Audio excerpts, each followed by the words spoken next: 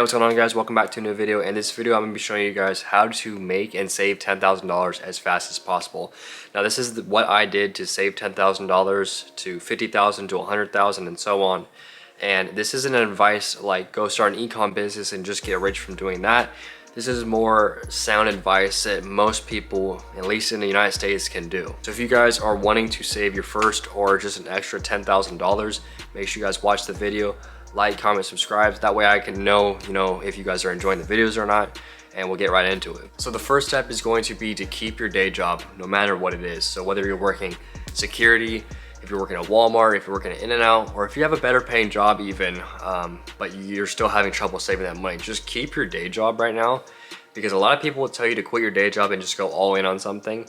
But you want to have the day job, because if you don't have the day job, saving $10,000 on top of living expenses is going to be that much harder, right? So you want to keep whatever job that you have. Now, depending on kind of what you're working right now or what type of person you are, I would highly recommend, if you're still at a lower level of income, to get into a bartending job, a serving job, or even a busing job, because these jobs are going to have tips involved as well. Now, most of the jobs where you're doing serving, bartending, or busing in the United States are going to pay minimum wage for whatever the state deems minimum wage, and then you're going to get tips on top of that. Now, supposedly on the internet, they say that the average waitress makes $100 a day in tips, but I think you can do way more than that. See, it kind of depends on where you're working and what dining you're doing, but I would say when I was bussing tables, I would make $150 a day at least. And when I started serving and bartending, I would make upwards of $1,000 in a day or more in tips, but on average I would say it ranges from like $300 to $500 a day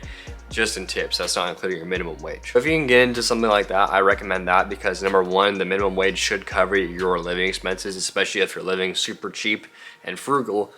And that way you can save all the tips in the day. Let's just say you worked an average of 5 days a week, 4 weeks out of the month. An extra $100 a day in tips that you're able to save is gonna be $2,000 in a month of saving. All right, tip number 2 to save $10,000 fast is going to be funnel all that extra savings into a high yield savings account. So I've already done this topic in multiple videos, but I'll say it here again. You want to go with online banks, typically, because they usually have a higher APY, which is the interest they give you on your money to leave it into an account. The reason most of the online ones pay more is because they actually don't have brick and mortar establishments, so their overhead is far less, and that way they can actually give you more of a better return on your money. I said it before, but I really like Marcus by Goldman Sachs and Ally Bank. You can also do a couple other ones, like Capital One I know has a good savings account, but there's a lot of online banks, and I'll leave some of the description that I'm not affiliated with currently, but those banks are good. That way you can at least earn a little bit of interest on the money that you're putting in there.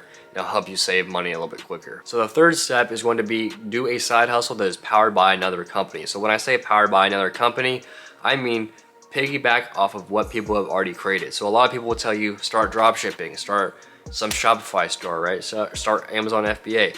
Now these are business models that work, but I will say that they require a lot of time and capital and don't make a lot of money for at least a couple months, and that's on the good side of things. What you want to do is piggyback off of something that someone already created, right? So someone went ahead and created Uber, so you can piggyback off of them and start Uber driving.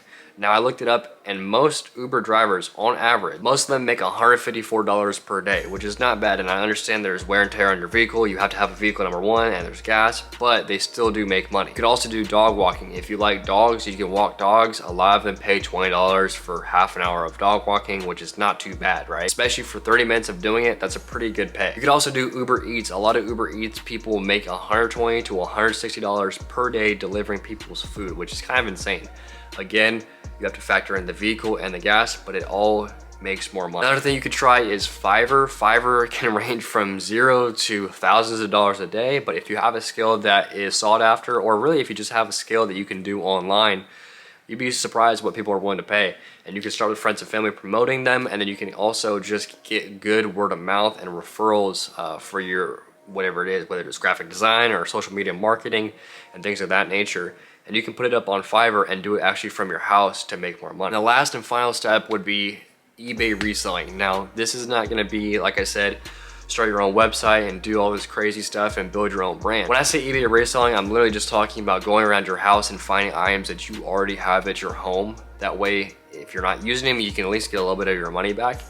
and maybe it can turn into a full-time or side hustle for you where you're going out and thrifting at garage sales and things of that nature. But if you don't want to make it a real business, you could at least flip the items that you have in your house, recoup some of the money, and you know, chances are you're probably gonna have $1,000 to $5,000 of stuff laying around your house that could actually be turned into just cash in the bank to save $10,000 a little bit quicker. So guys, it's really that simple. It's really just putting your head down, living super frugal. I know people have kids and all this stuff, but literally just understand where you're at, understand where you want to go, and then kind of implement a strategy to get there. Because just wishing or saying you want $10,000 is not going to get you anywhere. But if you actually implement a strategy to get there, then you have a chance of actually doing it. So guys, I hope you guys liked the video. Make sure you guys like, comment, subscribe. I'm gonna put some cash counting motivation videos down in the description. Hopefully you've watched some. If you haven't, make sure you guys watch them. Get your motivation up. These are videos that I have posted. And yeah, I hope you guys enjoy it. Stay tuned for another one. I'll see you guys in the next video.